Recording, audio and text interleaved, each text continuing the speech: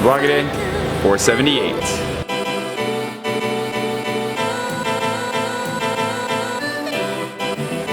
Morning. I need to do laundry, and I haven't washed my duvet cover in a few weeks, so I figured it's time to do that. The reason though, you never want to wash your duvet cover, really, because it means that you have to strip it. And then the worst part is actually taking it off is not that bad. It's getting it back on. That's annoying. It's not my favorite thing to do, at least.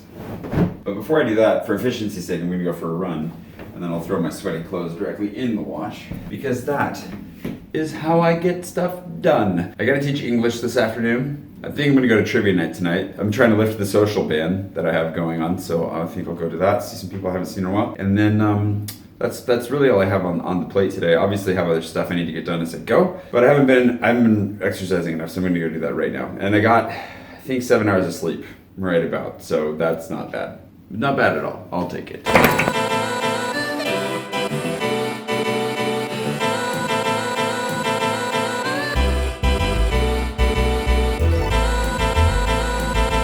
5K in about 31 minutes. I didn't do the one, but you get it. Short run, quick, well, not very fast, but a short run, just because I gotta get my laundry started and I gotta get out to Nanterre. I gotta go to work. And I'm cutting it close. The one thing you may not have seen, I'm sure you didn't see, was that when I was setting up my camera and just about to start running, right at the beginning of my run, there's a guy who rode his motorcycle straight up the sidewalk. I wasn't close to being hit, but definitely felt like, whoa, what the heck happened? And it's obviously illegal. He's going against traffic on the sidewalk.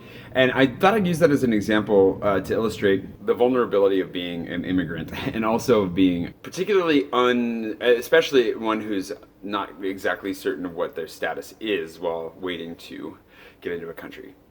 Sounds random, but it'll make sense. I realized I wasn't gonna have enough time to do my laundry and get out of here in time, because I really do want to make sure that I'm early for work, because A, the train could just stop working at any moment and then you got to scramble, and B, getting there early makes sure that I actually know what's going on before I start teaching. So I got to do that, and I also still need to eat, which I was going to do while I was doing laundry, but now I'm just going to eat and then go, and not dress like this, but I don't want to eat while I'm wearing nicer clothes, because that's what I'm going to end up. What am I going to end up doing? Spilling food all over myself. Anyways, back to the whole motorcycle incident.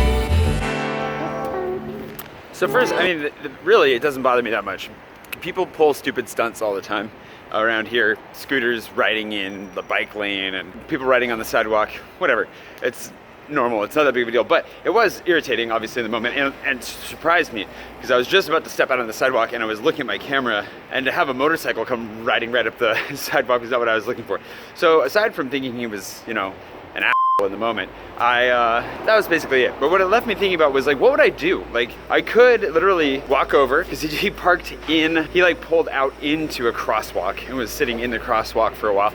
I could have walked over there and videoed or taken a picture of his license plate, shown the video to the police and been like, look at this guy, he's breaking the law, he's being a pain in the butt, he's dangerous, whatever, and I would have been well within my rights to. Annoying of me to do that, I'm sure, equally, but at the same time, I could have. But it brings up a couple other considerations. For example, do I really want to be on the radar with the police as somebody who's going around, tattling on motorcyclists? How would that be received? Would they appreciate it? Would they think that's annoying? Remember that it's ultimately the police who are also in charge of immigration, which means they're in charge of my fate. So how they perceive me, if that opens some sort of record or just gets noted somehow along the way, does that make me a contributing member of society, or doesn't it? Is that something that they're going to look at and think, and, does it open me up to any vulnerabilities? I don't know. If you're secure with your status in a country, like you're a citizen, you just live in a place, you don't have to think about that. You're just like, hey, you can complain and hope that things go well, but you just make a complaint. You're not worried if it goes anywhere necessarily, but you just kind of say something. But in my situation, that complaint could cause problems. I mean, what if that guy's related to somebody that has, influence over my case? What if he is a cop himself? There's all kinds of things where it's like, I'd rather not walk into this, because I don't want to make waves in the midst of trying to move here permanently. That's real. You know, and so it's not a big deal. It's not like I don't think I'm actually vulnerable to anything, but it does leave you feeling very vulnerable, and like maybe you should just be quiet and stand aside. So you can imagine, for anybody who is actually illegally in the country or is really on the rock, having something happen that would draw more attention to yourself is not what you want. You don't really want to draw more attention to yourself. You just kind of want to quietly slide by until you're sure of what your status is. So you can imagine just how stressful that would be for somebody who's in a worse position than I am. I'm not in a bad position. I feel like I'm in a bad position, but I could be in a much worse position. What happens then? You are really vulnerable, doubly so, because you can't do anything. There's no recourse. It doesn't at least feel like there's any recourse for you. Something happens to you. And if you do take that recourse, does it leave you open to something else?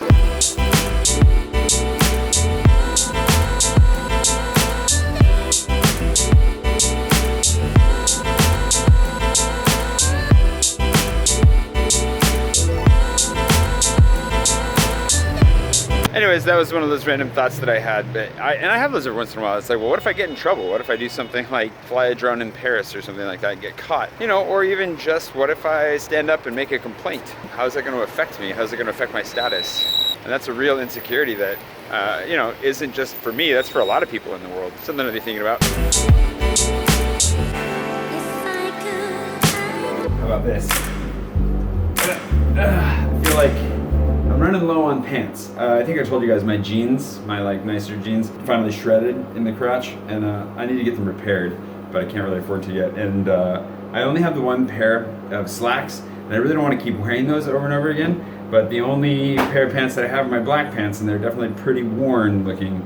So I figure if I dress up like the business cash here a little bit, you know, collar, t-shirt underneath, and the jacket. I haven't worn this jacket in a long time. I think it's still buttons. There you go. So it didn't used to, but when I bought it, I was actually too fat for this to button. I think. Hopefully this passes. We're gonna give it a try and see what kind of comments we get.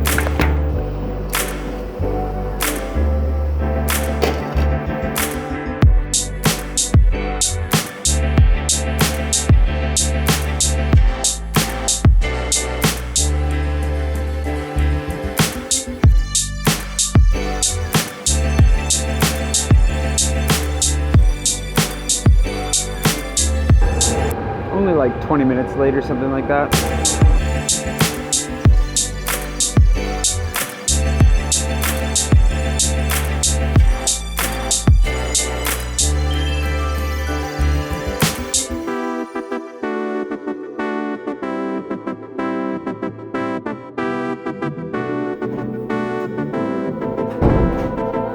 What's up, y'all? I do enjoy teaching though. Oh, hold on. It is nice. It's nice to go. My brother-in-law asked me if I was just being positive or actually enjoying myself. For the most part, I'm really enjoying myself. I mean, it's still a job. You get tired and hungry, and but it's nice because the kids generally want to learn, and they're good students, even if they're not the strongest at English. That's what we're there for, is to make them stronger. So I really actually do enjoy it. Just in case you were concerned about it, I do enjoy it. Now that that's done, I'm gonna try and get a little bit of other work done here. You can hear the squealing of somebody opening or closing, probably closing their window blinds. I'm gonna get some work done here, ignore the mechanical window blinds, and then I'm gonna go down to the Marais for trivia night tonight. I haven't done trivia night in like months. I don't remember the last time I did it was. So I go do trivia night, try not to get my butt whooped too badly, and then tomorrow is a day where I don't have any obligations for my time, so I'm probably going to continue to work on the Insta Freebie thing, which we will talk about soon. And for those of you who are really excited about the New York Times job, there are a lot of you said I need to follow up with them. I don't disagree, I just don't know how to follow up with them. They have a recruitment team. It spits it into a system that sends you like an automated, we'll get in touch with you if we want to message. They don't list like their hiring managers. I mean, you'd have to do some super creepy like LinkedIn stalking to figure out who to call, and you still wouldn't know what their phone number was. And yeah, I don't think it's part of that kind of a system. I don't think you can really call the New York Times and be like, hey, I'm just following up on that job application I put in. So I appreciate the thought. I did do some research on it because you guys pushed me to do it. And if any of you has a connection with the New York Times, or maybe you work for the New York Times, call me. Or, you know, just tell me how to get in contact. I'm willing to. I think it'd be a really, really, really, really, really cool job, and I think I'd be perfect for it. So that said, we're still planning on just living in Paris for the next year. Just living in Paris. Listen to me. No, but seriously, I'm in a good spot. We are, like I said, I think I might have mentioned this earlier today, like I've got pants issues. I also need to buy new underwear. I've needed to buy new underwear for a while. I'm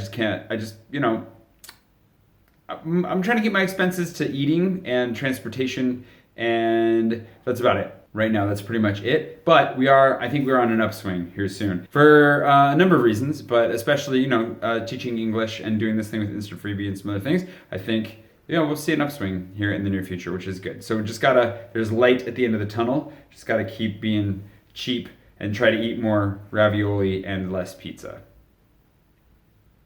Which is about as sad as it gets, but that's okay. It's only a phase. We'll get back to eating pizza all the time soon. Although if I do get that New York Times job, I need to go on a diet and lose like 15 pounds or something before I start going to all these beach locations and wearing a swimsuit all the time, because that just needs to happen. I've been meaning to do it for a while anyways. That would be the motivation. That would be the motivation. You guys could hold me to that. You could hold me to that. But otherwise, yeah.